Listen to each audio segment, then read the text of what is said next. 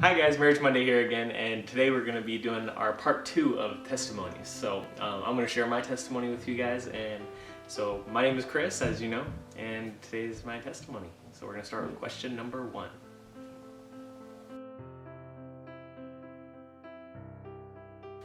1. Growing up, my family brought me to church maybe twice a year, maybe twice. I think, yeah, it was twice. It was Easter and Christmas.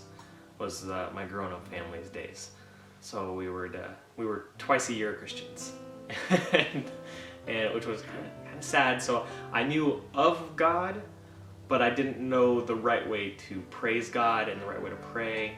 I didn't know the scriptures, so I knew there was God, but I didn't know much about it.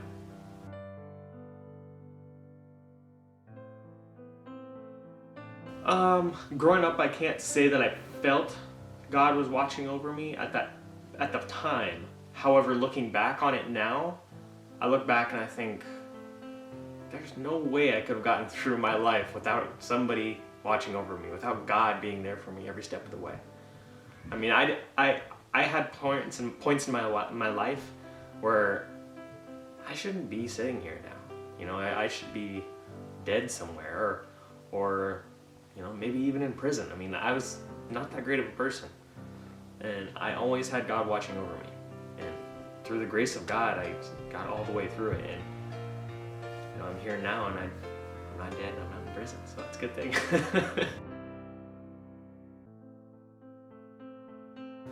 I was a bad person. My morals were not in the right places. I would basically do whatever I wanted to do and whatever I felt was a good thing to do at that time. I would, I would go from girlfriend to girlfriend, go from party to party, store to store, looking for things that I thought were free. I was just a dumb person. I was an idiot, and once again, by the grace of God, I was saved and I grew a brain. He helped me to gain some intelligence, and through biblical teaching as well, I learned what right and wrong was, and I learned my morals. So I just couldn't have become the person I am today without God.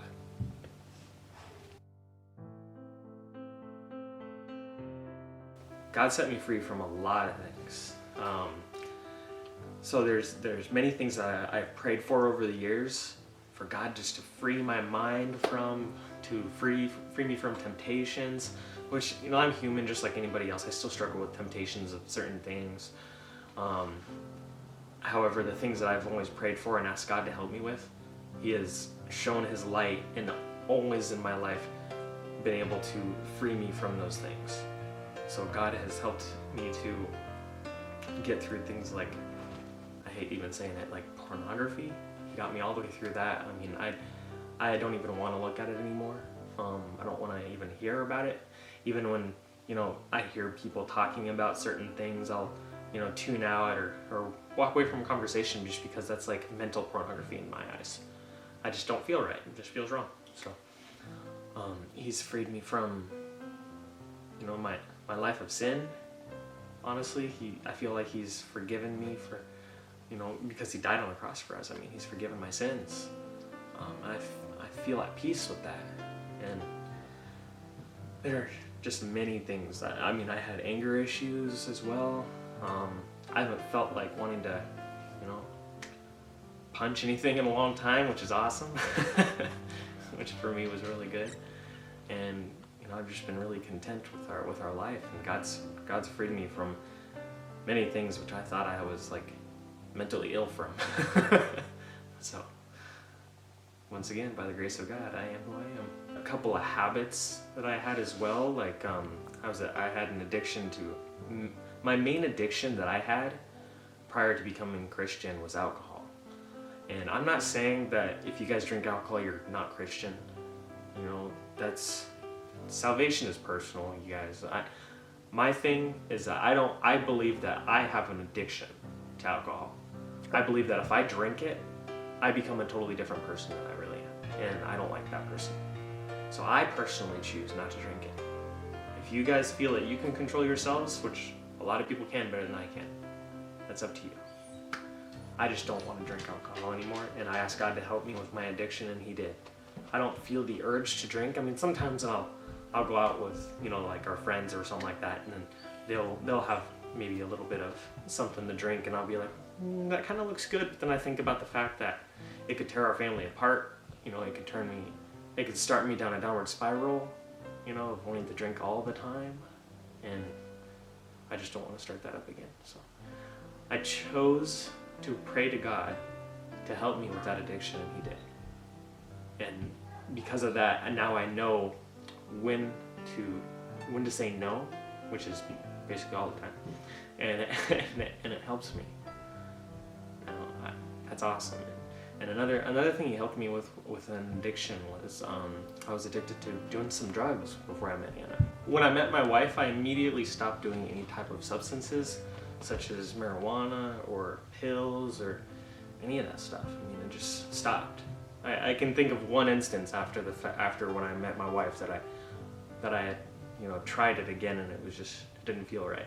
So I feel like through Anna, through my wife, God showed me a little bit of what's right and wrong right there, and helped to get me out of that addiction there. Other habits that I have dropped over the years is only focusing on vanity. I still like to do my hair, which, man, I feel naked if I don't. I still like to do that, which I've always been like that. I don't like to be dirty. I have to shower every day, maybe even twice a day, depending on what I've been doing that day. But I mean, vanity is as in like, and I'm not throwing stones at people at all, just so you guys know. What I'm saying is, like, me personally, and Anna can attest to this as well, that with the gym was a big issue for both of us. We found that to be peaceful for us. Instead of seeking peace in each other or our families or in God, we chose to go to the gym and be like, oh, it's our time. Instead of praying or focusing on our family life, we would go to the gym, put some headphones on, and just pump it. And it was selfish. And I mean, it's vanity. We need to focus on our daughters, not focusing on lifting weights, intangible objects that don't care about us. When we have these little babies upstairs, I can lift them up, they're heavy. So God helped me to get through and see my wrongdoings in many things. Every day we're learning what's right and wrong as well. We're learning how to say no to certain things, and it's awesome. I mainly accepted Jesus into my life and started going to church wanting to praise Him and obey Him. I think the year was 2010, if not early 2011. That was the year when we had Sadie. Our family felt like it was complete, it was whole, and I shouldn't say it's complete because we're gonna try to have some more babies, but I felt like we were a real family at that point. I don't know why it took having a second child to feel that way, but I felt like I really needed to focus more on my family and what's right and wrong, and to steer clear of the life that I had previously.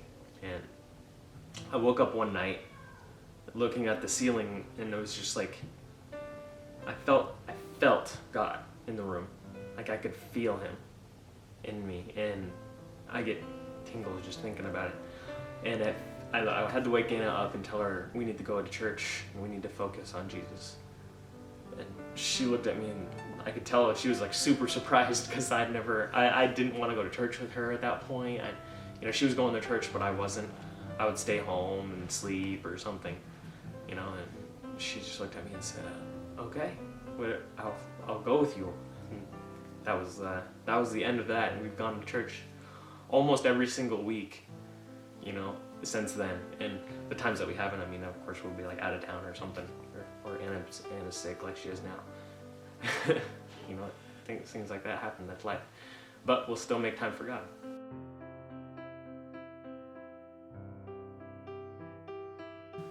The first time I felt God's presence, like actually felt it, was that night when Anna had woken me up or when I had woken up Anna.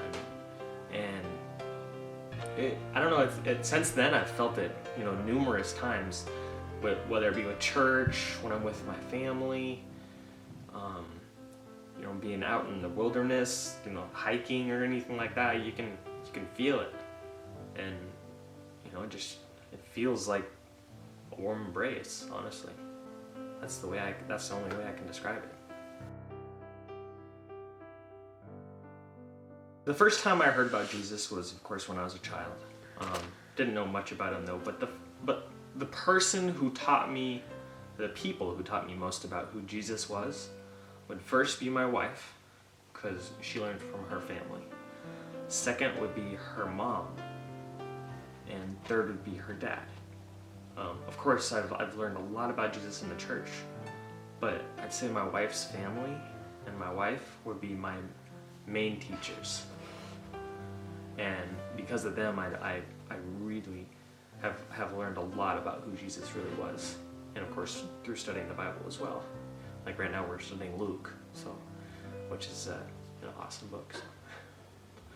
And I couldn't be who I am today without them. And of course without my family as well. But I mean, in my walk with Christ, I couldn't be the man I am today without them.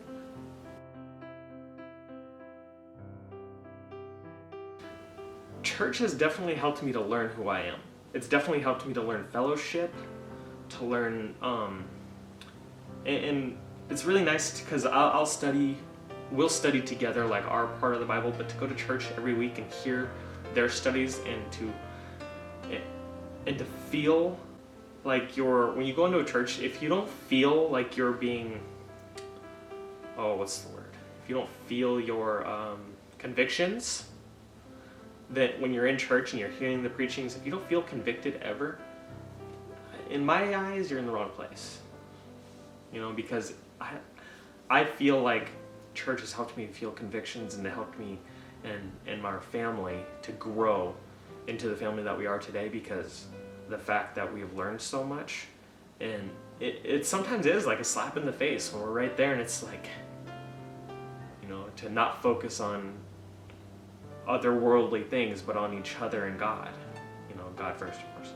And it always is a slap in the face. Convictions are a huge thing with Christianity and church, and that's why we continue to go to churches, not only for the fellowship, but to have that constant reminder of how to be a Christian person and how to follow Christ.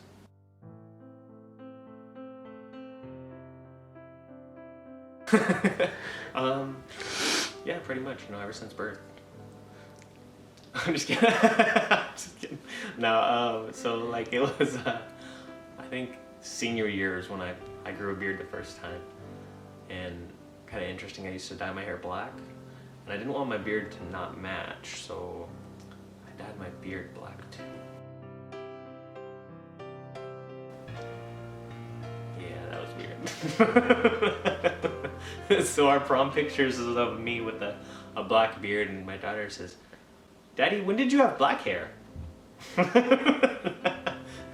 And I said, it just happens. It changes color sometimes, so.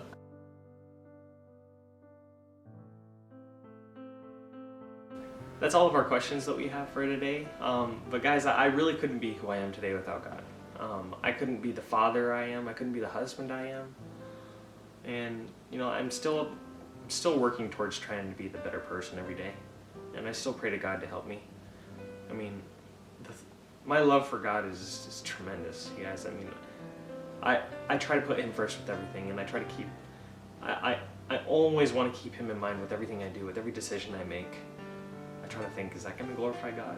Is that going to be something that I'm going to look back on and think, that was the right decision, God would be proud? I try to put God first in everything. And so far, for the last 5-6 years, it's worked. and my family has grown very much with that teaching, with that way of thinking, and that way of running my life, and that way of being a husband and father, and even an employee, even in work, just putting God first. that's all I really got to say for you guys today. I love you, Jesus. So, and until next week, have a good day, guys. God bless you.